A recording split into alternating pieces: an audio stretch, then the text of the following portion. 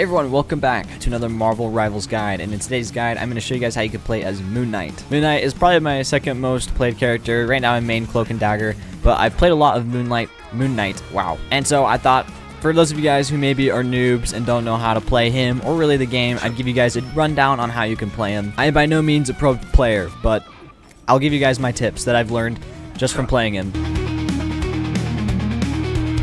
Okay, so first of all, we're going to go with the general tips. So, first of all, he is a little bit harder to use. Cloak and Dagger had a 3-star, but I said she was pretty easy.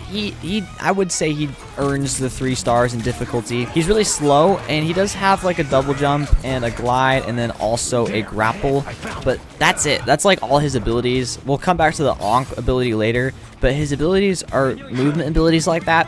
And I know that may seem like, oh, you want to play hyper aggressive, or I don't know, but I would actually say that he's way more of a defensive duelist, and you want to actually save those abilities for getting away or maybe moving around your enemy. And I'll elaborate on that, don't worry. I mean, I guess elaborating is just more of me showing all the abilities and explaining what they do, because like his attacks ricochet, they're very good for when enemies are clumped up and you're not going to be like full pushing like a healer or even like a duelist and winning. Like you'll lose in a fight with Iron Fist or like Black Panther just because like they have more health and can heal. But if you can get enemies grouped up, you'll just do a ton of damage. And I've just found him to be way more effective in a more defensive way. Not like I sit back in the corner and just sit there. What I mean is like I stay on the point next to my healers and I'll move around and just try to do small bits of damage, which is actually a lot of damage if you have enemies grouped together. So like I said, there are some duelists that will counter you, like Iron Fist, Psylocke, Magic, and Black Panther. You can win 1v1s against them. They're just harder to do, and so you got to get good at using your abilities to get out of situations. And I will explain how to do that. I guess I'll explain it right now, because we're getting into the abilities. So, the regular attack, very self-explanatory. It just shoots a burst of 3 moon blades. Now, the blades ricochet between enemies and Ankhs. We'll come back to the Ankhs in a second.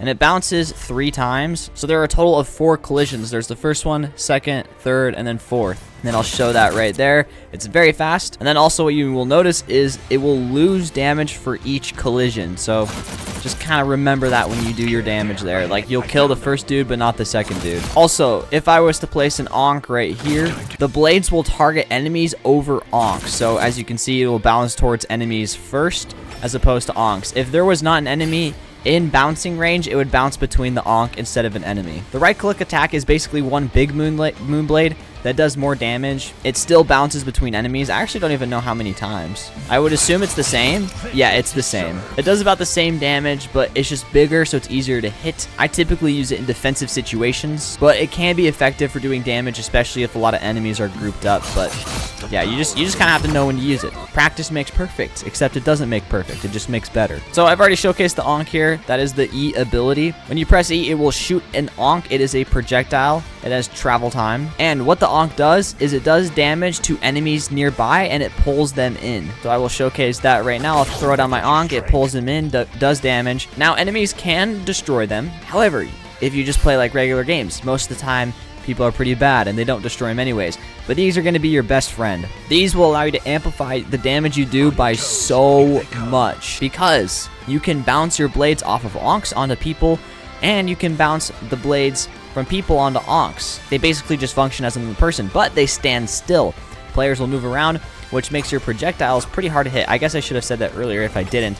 These are projectiles, so you have to lead your shots when targeting enemies. Otherwise, you're just not going to hit them. However, with Ankhs, you don't need to worry about that because they stand still. So I will just showcase that really quick. As you can see, it bounces from the Ankh onto a person. And like I said earlier, it will target a person over an Ankh.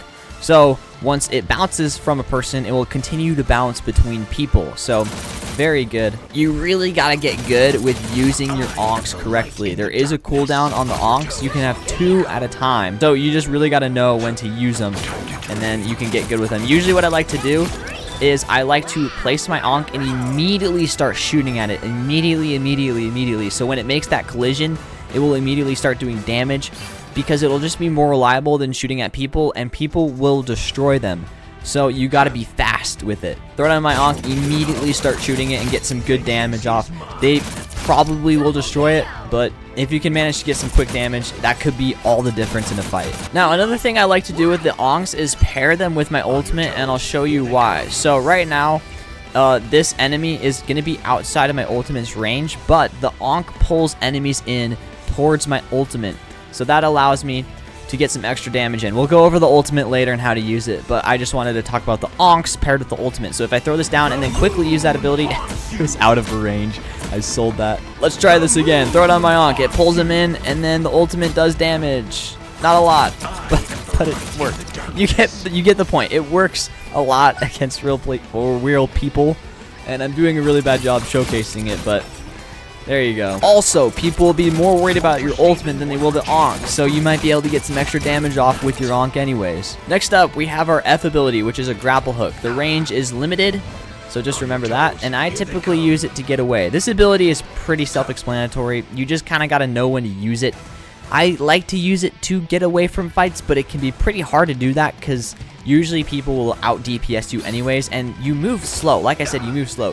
Even with your shift ability, which is just gliding, you still move slow, and it's really easy for people to hit you. So it's kind of difficult. You can use it offensively, but typically you want to use it to position yourself. Like I said, since Moon Knight is more defensive, you want to use it to position yourself or to like move away from fights that you might not win. Additionally, you can double jump with Moon Knight. If you're in the air and you press space again, it will double jump.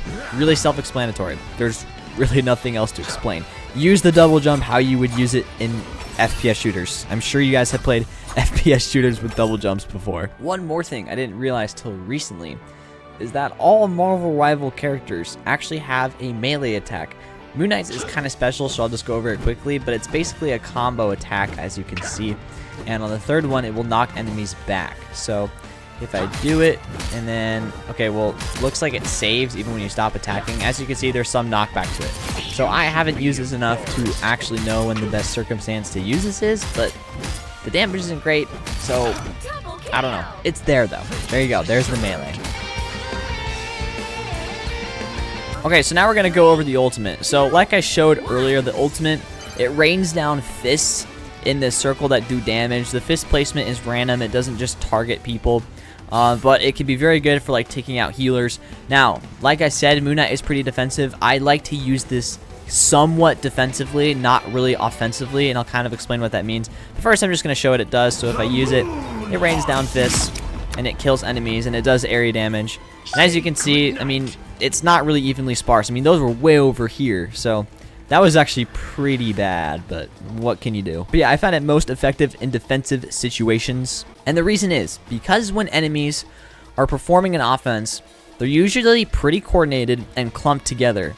And that is when this ability is going to be most effective. And if it doesn't kill them, it will at least disrupt the offense and really throw them off balance, giving you the advantage. And like I've already shown several times now, this ability is actually pretty dang easy to dodge and get away from, so using it just on one person, chances are they're going to get out of it and you'll just waste it anyways, so not really that good. But also, I don't know, I actually literally haven't tested enough people to know this is true. I'm pretty sure it is true for a lot of people in this game, but this ability charges based on how much damage you do, so as you can see, if I do more damage, it charges, and it charges fast. Moon Knight, like, you might not get a lot of kills with him because people can heal, especially like if you're not using your onks, but he does a butt ton of damage, especially with those onks. Like, you can just do so much freaking damage. It's just crazy. I mean, so you can get your ultimate back quite a bit, so focus on damage. Focus on just doing damage.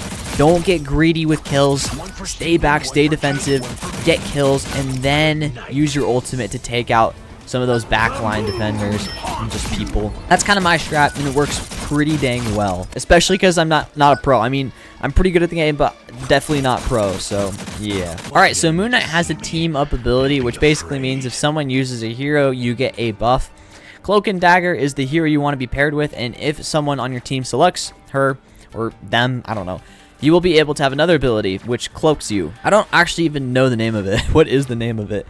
Full Moon. Okay. So if I press C, it's going to throw down a circle around me, which cloaks me. It makes me completely invisible. Now, you'll be able to see like my character outline, obviously, but enemies will not be able to see you at all. They'll just know the general area that you're in. So you want to make sure you move around when you're in that circle, so that way they don't hit a shot on you. Now, one thing I actually haven't tested is if it cloaks teammates. So we're about to find out right now. If I use this, no, it doesn't cloak teammates. So you're just kind of mainly using it for yourself. And as you can see, if I go out, I become not invisible. So when I like to use this, like I said earlier, when I position myself pretty well, if I position myself, I'll like get up on a high spot, press my C ability, become invisible, and then just dish out freaking damage, because Moon Knight can definitely dish out a ton of damage. Let's see, can this thing even take down? Oh, it can take down a Vanguard. I was just getting really unlucky with those hits. Yeah, I don't know what's going on. Alright, that's gonna wrap up the video there. Thank you guys all for watching. If you guys found it helpful, smash like, and maybe tune in for the next guide I'll have. I don't know what it's gonna be. I might just pick a random hero, or if someone leaves a comment down in the comment section, I'll do that one. So maybe consider doing that. But hopefully you enjoyed, and I'll see you guys in the next episode. Not episode, guide. Bye-bye.